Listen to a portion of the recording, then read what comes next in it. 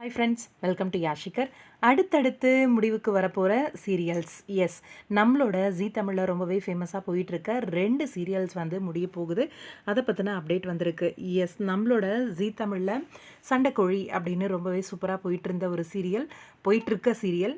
இதில் வந்து ரீசெண்டாக தான் ஹீரோ நியாஸ் வந்து சீரியலை விட்டு விலகினார். அந்த கேரக்டருக்கு மதன், அதாவது அந்த கேரக்டர்னு சொல்ல முடியாது, ஹீரோட ஃப்ரெண்டு கேரக்டர் மாதிரி என்ட்ரி கொடுத்துருந்தாரு மதன். இன்னும் கொஞ்ச நாள் சீரியல் போகும் அப்படின்னு தான் நான் பார்த்தேன். ஏன்னா இவரோட என்ட்ரிக்கு அப்புறம் சீரியல் இன்னும் கொஞ்ச நாள் போகிறதுக்கு வாய்ப்பு இருக்குது அப்படின்ற மாதிரி. ஆனால் சடனாக வந்து சீரியல் என் பண்ணுறோம் அப்படின்ற மாதிரி கொண்டு வந்திருக்காங்க. இது ரொம்ப பெரிய ஒரு ஷாக் தான்.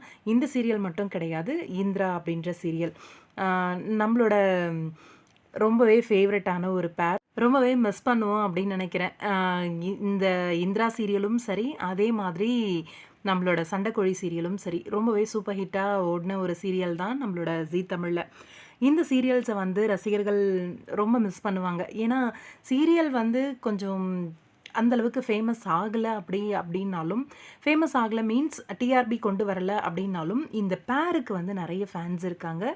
இந்த 2 சீரியலும் முடியறது ரொம்பவே வருத்தமாக தான் இருக்குது. ஆனால் குக் வித் கோமாளி வந்த உடனேவே இதை எதிர்பார்த்தேன். சீரியல் ஒன்று முடியும், இல்லைனா ரீப்ளேஸ்மெண்ட் ஆவார் ஹீரோ அப்படின்னு சொல்லி எண்டுக்கு கொண்டு வந்திருக்காங்க. மேபி அப்கமிங்கில் விஜயில் கூட பார்க்கலாம் நம்மளோட கமலை. எப்படி இருக்கும்னு தெரியல, என்ன வேணால் நடக்கலாம். வெயிட் பண்ணி பார்ப்போம். உங்களோட கருத்து என்ன இந்த 2 சீரியல் முடியறதை பற்றி கமெண்ட்டில் சொல்லுங்கள்.